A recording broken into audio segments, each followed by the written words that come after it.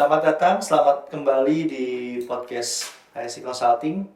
Pada kesempatan kali ini kita akan membahas mengenai topik yang sedang hangat, yaitu mengenai pengisian SPT dan beberapa Q&A yang sudah masuk dalam kolom komentar kita. Nah, kesempatan kali ini kita akan saling bertanya jawab dengan saya Andrian dan juga Pak Marwan Hertanto. Langsung aja nih Pak. Yang pertama ada pertanyaan mengenai saya sudah mendapatkan bukti potong dari perusahaan saya bekerja, kemudian yang bersangkutan mengisi info melalui website. Namun pada halaman akhir masih dinyatakan kurang bayar. Kenapa bisa begitu dan bukankah seharusnya perusahaan membayar penuh pajak penghasilan saya? Menurut Bapak gimana nih Pak? Oke, ini kan kita diskusi ya. Jadi setahu saya sekarang ini pengisian SPT 1721 karyawan oleh perusahaan itu kan harusnya sudah banyak otomatisnya ya. Jadi di e-form itu kan kalau Anda masukin berapa penghasilan, terus masukin data lain seperti PTKP harusnya terhitung kan otomatis. Harusnya udah langsung ngelik. Nah, jadi kalau udah itu harusnya udah bener.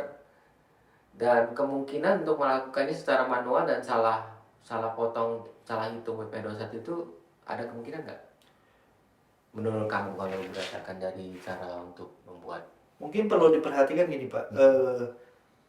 Mesti dilihat di bukti potongnya, apakah semua unsurnya sudah dipotong dengan baik dan sudah dinyatakan dengan baik. Misalkan PTKP-nya, bisa jadi yang bersangkutan nih waktu bilang ke perusahaan PTKP-nya K2, tapi perusahaan mengisi K1, otomatis jadi kurang bayar. Kurang bayar kalau nanti NPWP-nya, PTKP-nya di SPT pribadi lain. SPT ya kan? pribadi lain. Nah, makanya ini kita perlu tahu kenapa. Apa kalau sudah diisi dengan baik semua dan sesuai dengan penghasilan yang ada di bukti potong, harusnya tidak menjadi kurang bayar. Iya, jadi kemungkinan itu lebih kecil, tetapi apa yang terjadi kan kita coba analisa ya. Mungkin perbedaannya hanya di PTKP yang dinyatakan di versi bukti potong itu berbeda dengan PTKP di SPT tahunan. Contoh lain adalah mungkin ada penghasilan lain yang bukti potongnya ya selain dari kerja itu ternyata putar dipotong orang, mungkin ada 1721 yang kan sekarang sudah zamannya prepopulated ya. Untuk bukti A1-nya juga mungkin lari ke SPT waktu jadi dibuka dengan pakai e-filing, itu bukti potongnya sudah menyatakan dengan sendiri ada tambahan penghasilan lain kan. Coba dicek aja kan, bisa begitu nggak? Ya bisa. Ya harusnya coba dicek secara lebih mendetail nanti apakah bukti potongnya sudah sama dengan pengisian yang di e-form untuk tahunannya. Kalau sudah sama harusnya tidak terjadi kurang bayar. Iya. Jadi menurut saya sih sebenarnya kemungkinan kurang potong itu tapi nggak ada. Tapi ya hal-hal yang terjadi itu bisa dicek kembali kan. Apa yang menyebabkan? Apa ada penghasilan lain? Itu. Kalau tidak harusnya sama ya. Karena A1 itu harusnya sudah akurat menurut saya loh. Kecuali ya, perusahaan membuat SPT 21-nya dengan cara hitung manual sehingga HRD perusahaan salah hitung. Tapi harusnya di dalam waktu kita bikin bukti potongnya nanti di akhir tahun biasanya perusahaan akan sama tuh jumlah yang dipotong nanti masuknya berapa, seperti itu sih Pak. Jadi mungkin harus diteliti lebih dalam lagi unsur-unsur mana yang ada perbedaan dengan bukti potong. Kalau semua sudah sama harusnya tidak ada selisih. Mungkin itu ya Pak. Ya saya juga mengingatkan kembali, nggak tahu di podcastnya saya lupa udah menjelaskan. Sangat penting banget penambahan harta dari tahun lalu dengan tahun ini itu selaras dengan penghasilan yang terlapor ya. Jangan ada kesan tambahan hartanya sangat tinggi melebihi dari penghasilan. Nah, itu akan menyebabkan masalah. Ya bukan cuma masalah pengisian ya, masalah analisa yang tidak masuk akal soal penambahan harta. Akan menjadi trigger ya Pak. Seperti kasus yang baru-baru ini ya. Kita nggak usah bahas kasusnya, nanti jadi melebar. Kita lanjut dengan pertanyaan berikutnya. Pak, boleh tanya, misalnya UMKM yang ikut insentif pajak yang di bawah 500 juta Pak. Bagaimana cara melaporkannya pada tambah pendapatan bruto? Misalnya ada beberapa bulan yang sudah bayar dan sisanya mendapatkan insentif. Terima kasih infonya dan mohon dapat dijawab. PPh UMKM kan 0,5%, tapi kalau omsetnya sampai 500 juta kan 0%. Khusus pribadi ya Pak? Khusus pribadi. bukannya UMKM PT dan UMKM CV juga termasuk. UMKM PT dan CV tidak, Pak. Oh gitu Ini ya. khusus UMKM pribadi Oke. yang 12 juta. Nah, terus kalau ini pertanyaannya adalah jika penghasilannya di bawah itu, Jika bagaimana pengisiannya, Pak? pengisian. Ditambah barang bruto. Nah, kemarin Nah sempat ini juga, kemarin Pak. kan ada form yang baru nih, Iya. ada perubahan dari form khusus untuk pengisian bagi UMKM yang Mendapat insentif. mendapatkan insentif, ya. Betul. Ya sehingga di situ tadinya tarifnya 0,5% langsung, tapi sekarang masih bisa diedit menjadi 0% ya. Jadi 0%. Nah, Nanti mungkin yang mau formnya bisa tulis di kolom komentar. Nanti kita posting di Instagram HSI, nanti mungkin juga ada posting di YouTube HSI. Yang pasti sudah ada nih, baru saja dikeluarkan ya Pak, Ya. form update terbaru yang udah ada mengenai update, ya. ya mengenai barang bruto ini. Oke, kita akan lanjut dengan pertanyaan berikutnya Pak, terkait pengisian harta di dalam SPT pribadi Pak. Apakah nilai harta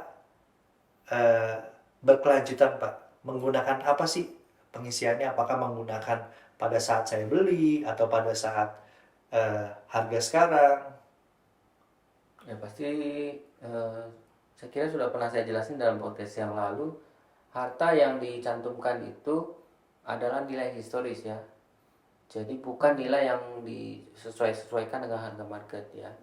Karena tujuan kita untuk SPT adalah mencatat adanya harta sebagai nilai historis kita.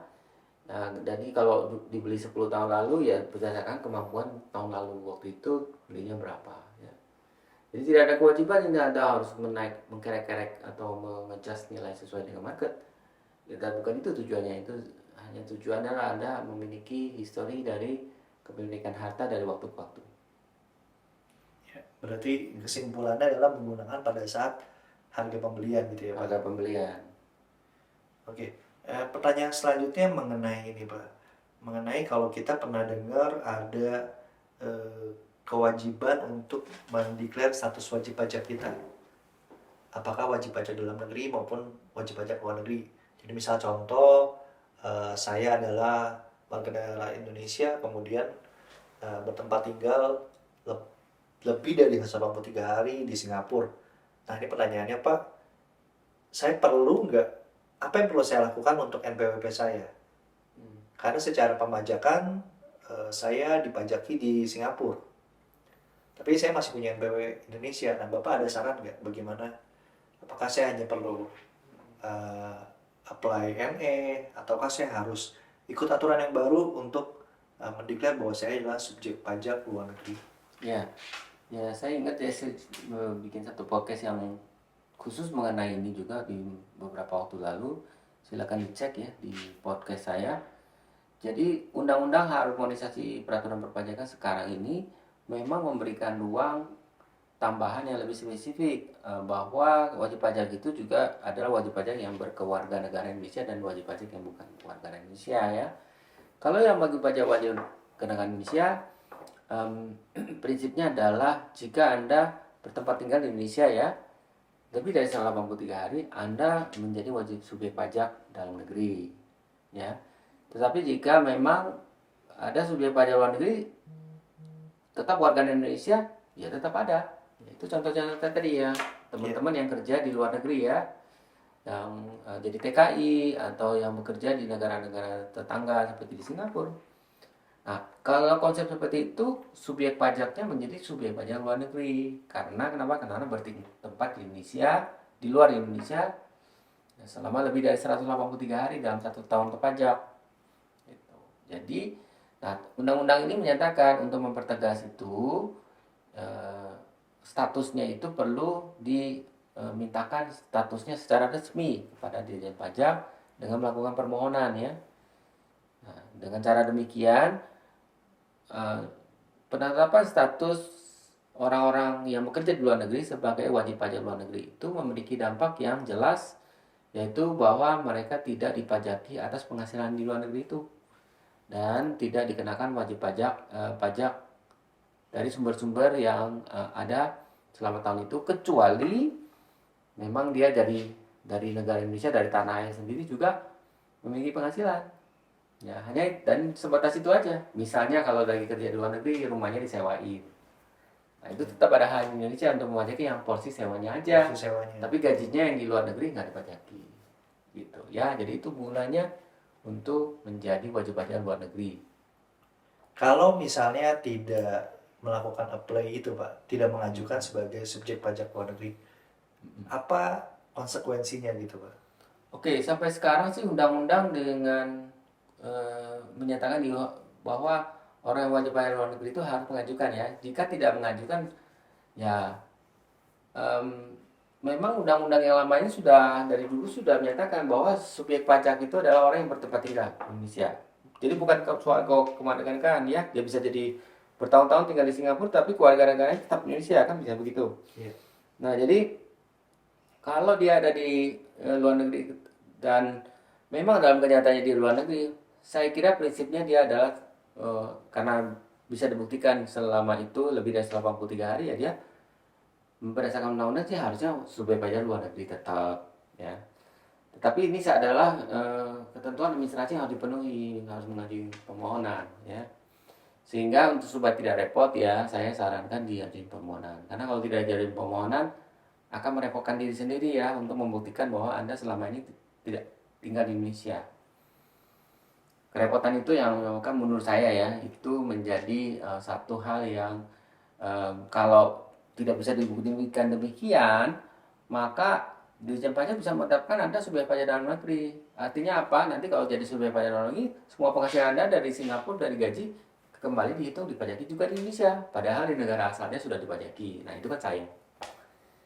Jadi repot jadinya. Jadi kerepotan administrasi itu ya Pak, harus balas-balas surat, ketika nanti ada potensi harus membuktikan bahwa penghasilan tersebut memang sudah dipajaki di luar negeri, terus kemudian memang tidak ada di Indonesia 183 hari, mungkin itu ya kali ya Pak? Betul, betul. Jadi kalau undang-undang sudah memberikan regulasi penetapan secara administratif, sudah memberikan garis batas yang jelas, alangkah baiknya dipergunakan ya.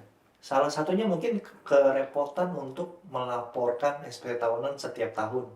Dengan subjek pajak luar negeri mungkin tidak perlu lagi lapor ya Pak?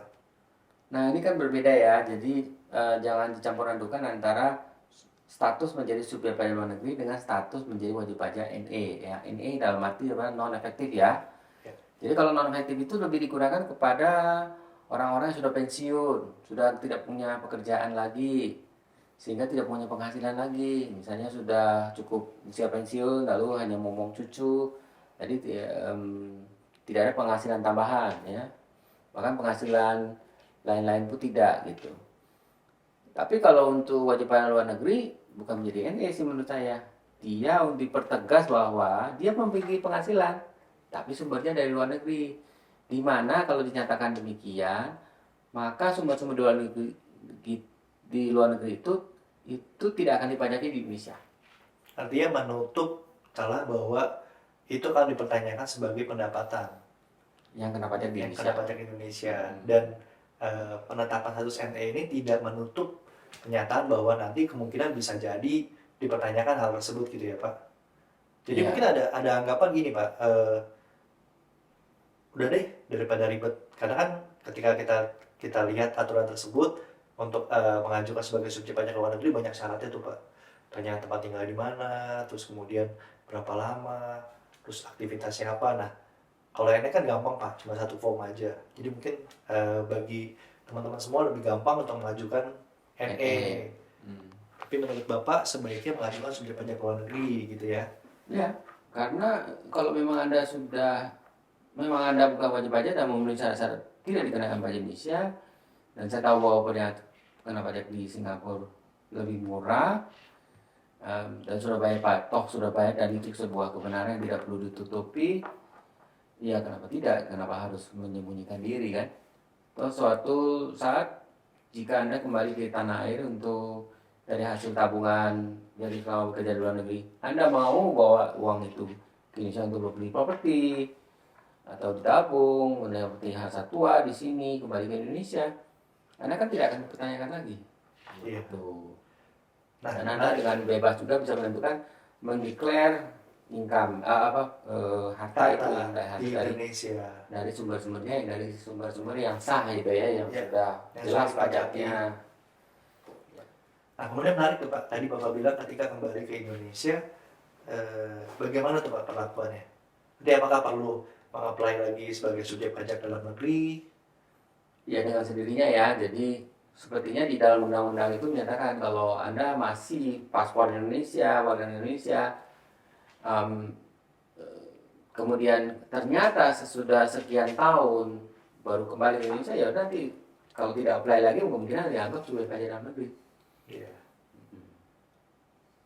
Ya. Ya, kita juga ketahui bersama ya kalau misalnya ternyata uangnya dikirim ke sini, terus di sini Indonesia diinvestasikan dalam perusahaan yang kemudian mendapatkan dividen dan sebagainya, itu kan paling tidak harus dilaporkan ya untuk porsi dividennya, karena berasal dari Indonesia. Sedangkan kalau dari luar negeri memang tidak dipajaki. Oke, itu dulu untuk saat ini. Nanti mungkin teman-teman yang punya pertanyaan lebih lanjut, teman-teman bisa tinggalkan pertanyaan teman-teman di kolom komentar, atau teman-teman juga bisa bergabung di Instagram kita, follow, dan nanti juga bisa DM ke Instagram kita dan meneruskan pertanyaan teman-teman. Kalau nanti mungkin pertanyaannya lebih lebih ke hal teknis atau ke lebih yang lebih mendalam gitu ya, nggak enak kalau di kolom komentar, bisa ke Instagram. Atau teman-teman juga bisa email. Nanti link emailnya akan kita taruh di deskripsi. Pokoknya semua pertanyaan teman-teman, mudah-mudahan kita pasti bisa jawab. Gitu. Itu aja Pak Mano untuk sesi kali ini. Terima kasih untuk waktunya. Salam sehat untuk kita semua.